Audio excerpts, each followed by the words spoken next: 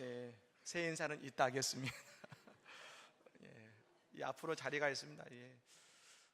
설교단이 좀 가까워졌습니다. 어떠십니까? 예. 한동대 전 총장이신 김명길 장로님이 계십니다. 이 장로님께서 몇 년 전에 4년 전이죠, 췌장암 4기 진단을 받으셨었습니다. 얼마나 놀랍고 당황하셨겠습니까?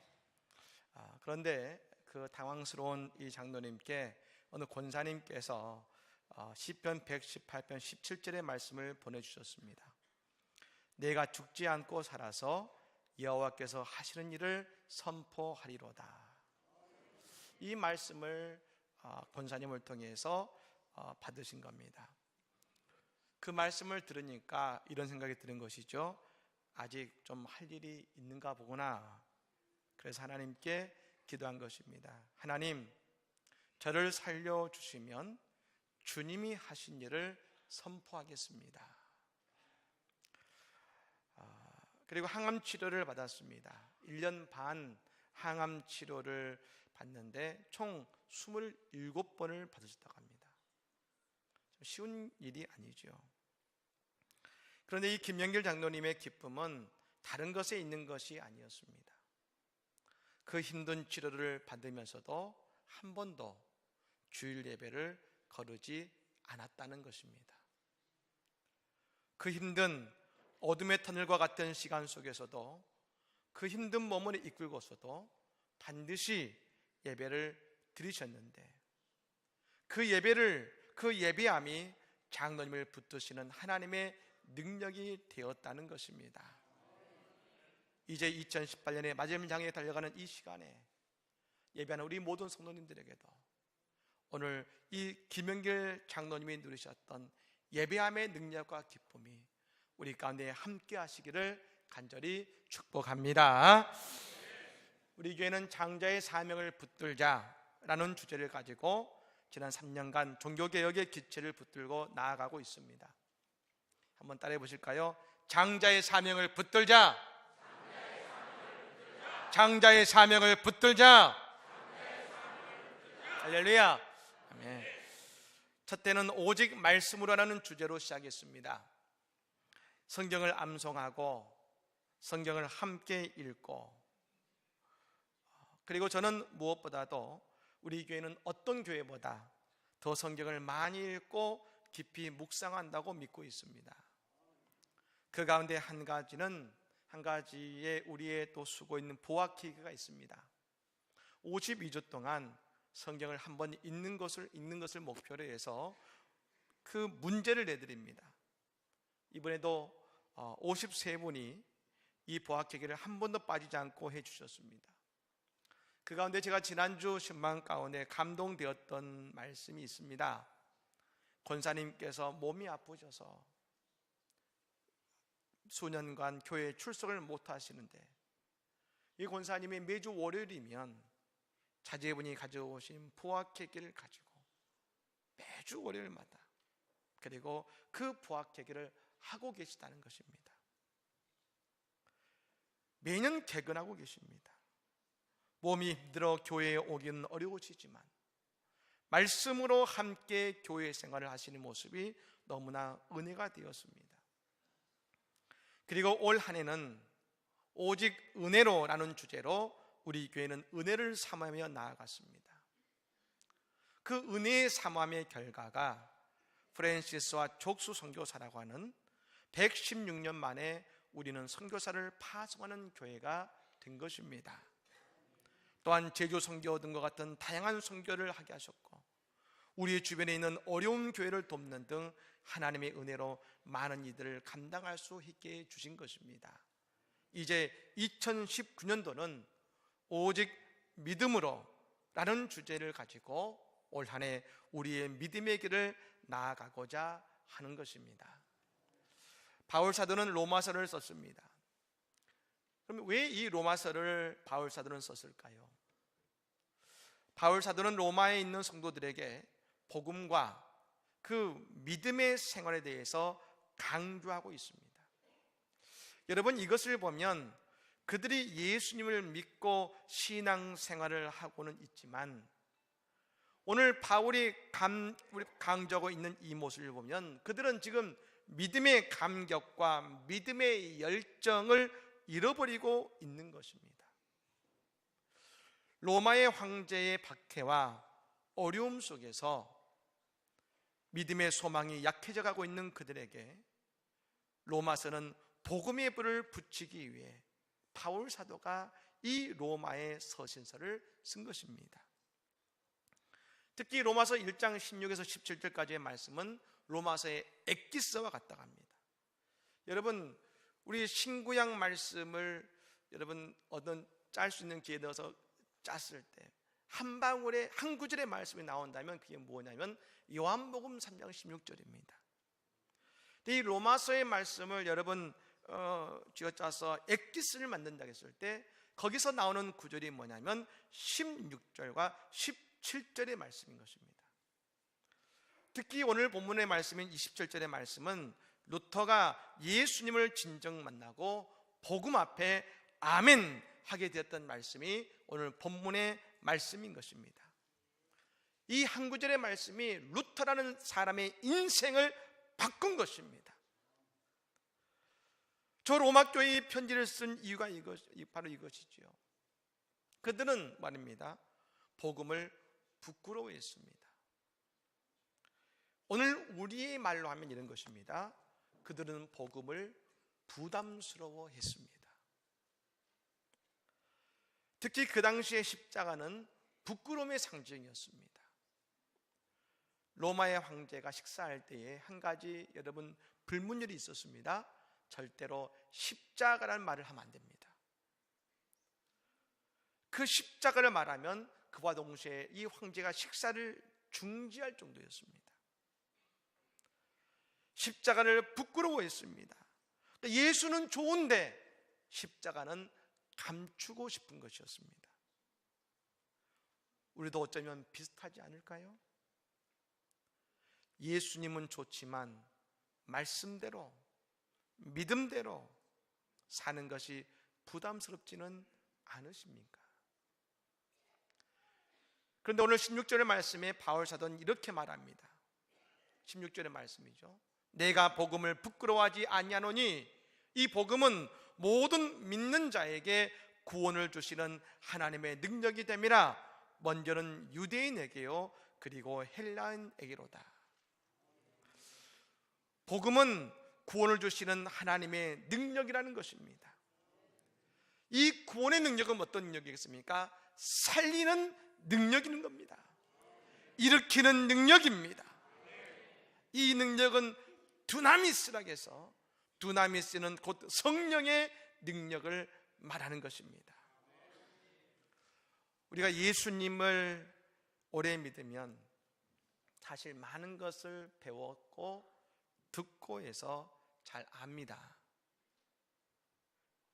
예, 알지만 문제는 그것이 나의 삶에서 지식은 될지 모르지만 그 말씀이 내게 능력이 되지 못할 때가 있다는 것입니다. 복음이 살아 역사한다는 말이 있습니다. 그래서 복음이 나에게 들어오면 그것이 무엇으로 나가냐면 하나님의 능력이 되어 내게서 나가야 되는 것입니다. 바울 사도는 로마의 시민권과 로마의 철학과 유대 율법에 정통한 사람이었습니다. 그래서 그가 그리스의 아테네에 갔을 때 그 그리스 아테네는 철학의 중심지가 아니겠습니까? 그래서 그가 갖는 철학과 율법과 지식을 가지고 그들을 압도해서 굴복시키고 싶었습니다. 하지만 결과는 그곳에서 아무것도 하지 못했고 아무런 일들이 일어나지 않았습니다. 예, 토론에서는 이겼을 수도 있습니다. 논쟁에서는 이겼을 수도 있습니다. 하지만 그는 아무것도 없이 그리스의 아테네를 떠나야 했습니다. 왜요? 그에게 지식은 드러났지만 하나님의 능력은 드러나지 못했던 것입니다. 그때 바울이 깨닫습니다. 진짜 능력은 바로 복음에 있구나. 복음에. 복음이 살아 역사에서 능력이 되게 되는 것이구나. 그는 그때 그걸 깨닫고 그는 한 가지를 결단합니다. 고린도전서 2장 2절의 말씀이죠. 내가 너희 중에서 예수 그리스도와 그가 십자가에 못 박히신 것 외에는 아무것도 알지 아니하기로 작정하였음이라. 예, 로마에 모든 것이 있는 것 같지만 그곳에 복음이 필요하다는 것입니다. 복음의 능력이 필요하다는 것입니다. 그 능력이 뭡니까? 구원의 능력이요, 살리는 능력인 것입니다. 유대인들이 지금도 고백하는 하나님은 어떤 하나님일까요? 유대인들도 고백하는 하나님은 이 하나님이십니다. 살리는 하나님이십니다. 저 애굽에서 노예 생활, 노예와 고통의 생활을 보내던 그들에게 복음이 된 것은 바로 그들을 구원해내시고 살리신 하나님을 경험했기 때문에 그런 것입니다. 10가지의 재앙을 통하여서 유월절을 통하여 그들의 그들을 출애굽시키신 하나님, 그들이 지금도 모세의 오경을 붙들고 우리는 율법이라 말하지만 그 말씀대로 살려고 몸부림치는 이유도 있습니다. 그것은 뭡니까? 하나님의 말씀이 그들의 삶을 지금까지 지켜주고 계시고 지금도 그들을 살리고 계시기 때문에 그들은 하나님의 말씀을 붙들고 있는 것입니다. 즉 2019년을 맞이하는 우리에게 복음은 먼저 우리의 영혼을 살리실 뿐 아니라 우리의 인생을 다시 일으키시는 하나님의 능력이 되어주실 줄로 믿습니다. 그렇다면 우리가 복음의 능력으로 믿음 안에 산다는 것은 무엇을 의미할까요? 오늘 바울사도는 17절의 말씀에 이렇게 말합니다. 같이 한번 읽겠습니다. 오늘 말씀입니다. 읽습니다. 복음에는 하나님의 의가 나타나서 믿음으로 믿음에 이르게 하나니 기록된 바 오직 의인은 믿음으로 말미암아 살리라 함과 같으니라. 아멘. 하나님의 의가 나타나서 믿음으로 믿음에 이르게 한다. 이게 무슨 말일까요? 바울 사도가 이렇게 부르셨습니다. 오직 의인은 믿음으로 말미암아 살리라. 여러분 2019년은 믿음으로 살아가시기를 바랍니다. 그다음에 이 믿음을 바울은 어떻게 설명하고 있습니까? 이 믿음은 예수 그리스도의 십자가를 통해서 우리가 구원받고 부활의 예수를 믿음으로 우리는 하나님의 자녀가 되었다는 것을 우리에게 선포하고 있는 것입니다. 그렇다면 이 믿음이 오늘 우리에게는 어떻게 고백되어야 하는가? 바울 서신서에 보면 말입니다. 거의 구약 성경을 인용하지 않습니다. 예수님의 복음서를 보면 구약의 말씀을 참 많이 인용하시고 그 말씀대로 이것이 이루어졌다고 주님은 선포하신 말씀들이 나옵니다. 그런데 바울 사도는 거의 구약의 말씀을 인용하지 않습니다. 우리가 아는 것처럼 바울 사도는 율법의 대가고 그 구약에 정통한 사람에도 불구하고 그런 인용하지 않습니다. 그런데 딱 두 구절을 인용하고 있습니다. 그 첫 번째가 바로 오늘 본문에 나오는 이 구절입니다. 하박국서 2장 4절의 말씀이죠. 보라, 그의 마음은 교만하며 그 속에서 정직하지 못하니 의인은 그의 믿음으로 말미암아 살리라. 그건 이 말씀을 인용하고 있습니다. 의인은 그의 믿음으로 말미암아 산다. 근데 또 하나 인용하고 있는 구절이 이것입니다. 창세기 15장 6절입니다. 아브라함이 여호와를 믿으니 여호와께서 이를 그의 의로 여기시고. 바울 사도는요 이 두 구절의 말씀을 끈질기게 붙들고 설명합니다. 여기서 하나님은 아브라함을 의로 여기신 이유가 뭡니까? 아브라함이 무엇이든지 하나님께서 말씀하시면 믿었고 순종했다는 것입니다. 아브라함은 자신의 처지, 부족함, 연약함은 생각하지 않았습니다. 하나님께서 너는 내년에 아들을 낳을 것이다, 여러분 말씀하면 그는 무조건 아멘 했습니다. 믿으십니까? 어쩌면 우리 같으면 사실 하나님께서 말씀하셔서 처음에는 믿었습니다만 실수로 또 다른 아들을 만들고 다른 실수도 많았습니다. 하나님 아시다시피 저는 아들을 주신다 하지만 제가 받을 자격이 있나요? 또 이렇게 말할 겁니다. 아니 이미 제가 약속을 깼는데요. 또 이렇게 말할지 모릅니다. 이제 사라는 나이가 많아서 도저히 아이를 낳을 수 없어요. 어렵지 않겠습니까? 하나님께 이런저런 이야기를 할 수도 있을 것입니다. 여러분 성경에 보면 아브라함은요 언제든지 어떤 말씀든지 그저 아멘 했습니다. 아멘. 그런데 이 아브라함을 향한 하나님의 말씀을 보십시오. 그 말씀은 어떤 말씀이었습니까? 아브라함의 인생을 새롭게 여시는 축복의 말씀이셨고 소망의 말씀이셨습니다. 새 땅을 주시겠다고 하셨습니다. 아들을 주시겠다 하셨습니다. 별과 같은 후손을 주겠다 하셨습니다.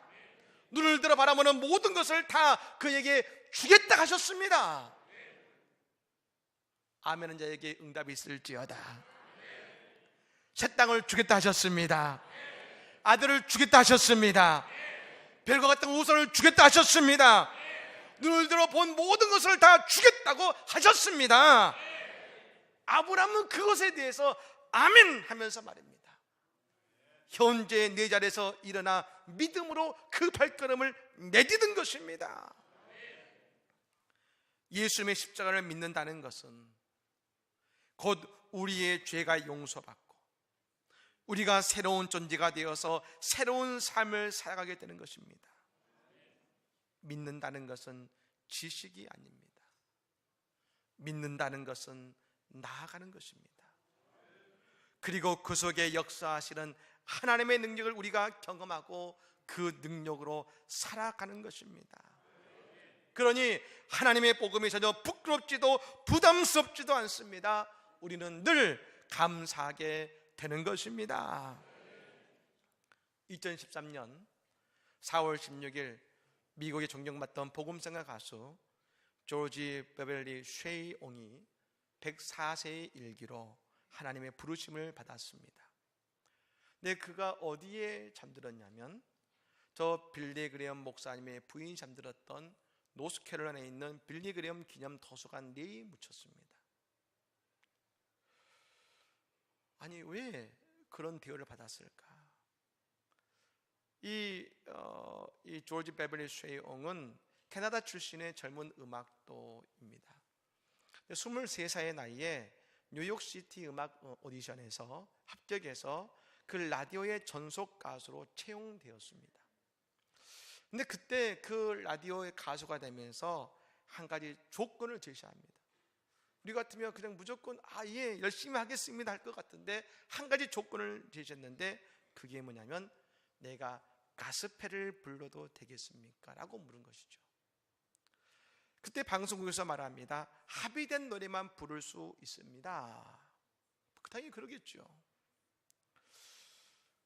집에 돌아와서 그는 고민하면서 어머니께 의논합니다. 어머니 어떻게 하면 좋을까요? 그 어머니가 말합니다. 기도로 우리 응답받자꾸나. 근데 며칠 후에 자기의 피아노에 이렇게 앉아있는데요, 피아노 건반 앞에 시 한 편이 놓여 있었습니다. 어머니가 아들이 읽기를 희망하며 갖다 놓은 시였습니다. 근데 여러분 그 시를 읽는 순간 이 조지 가수는 눈물을 흘리며 건반을 두드리며 작곡하기 시작했습니다. 주 예수보다 더 귀한 것은 없네. 이 세상 부귀와 바꿀 수 없네. 영주 끌래 대신 돌아가신 그 놀라운 사랑 잊지 못해. 세상 즐거움 다 버리고 세상 자랑 다 버렸네. 주 예수보다 더 귀한 것은 없네. 예수밖에는 없네. 아멘. 그는 그 방송국의 계약을 거절하기로 결심하고 다음 주일 그들이 나가는 교회에 나가서 이 새 노래를 처음 부릅니다. 근데 얼마가 지나지 않자 그가 성가를 마음껏 부를 수 있는 조건으로 시카고 방송국과 전속 계약을 체결합니다. 그리고 그 방송국에서 자기보다 10살 아래의 젊은 전도자를 만났는데 그 전도 집회에서 노래를 하게 됩니다. 그 전도자가 바로 빌리 그레이엄 목사님입니다. 그 후 그는 빌리 그레이엄 목사님과 전 세계를 다니면서 인류 역사상 가장 많은 사람 앞에서 노래한 가수로 기네스북에 기재됐을 뿐 아니라 10차례에 걸쳐서 그래미 음악상을 수상했습니다. 2011년 102살의 나이로 다시 음악상을 수상하는 자리에 그가 올라갔을 때 운이바 모든 사람들이 기립박수로 그에게 박수를 치고 그에게 받으면서 탄상에 올랐습니다. 그에게 수상사감을 부탁했을 때 그는 딱 한마디를 했습니다. 여러분의 박수보다도 내게는 예수가 더 좋습니다. 사랑하는 여러분, 우리 예수님의 복음을 부끄러워하지 마시기 바랍니다. 우리를 믿음에 이르게 하시는 복음의 능력으로 살아가시기를 바랍니다. 하나님께서 말씀하시니 오직 믿음으로 나아감을 통하여서 우리의 삶의 역사하시는 하나님의 놀라운 역사를 이 2019년에 믿음의 놀라운 일을 행하시는 우리 모두가 되기를 예수님으로 간절히 축복합니다. 아멘. 기도하겠습니다. 하나님,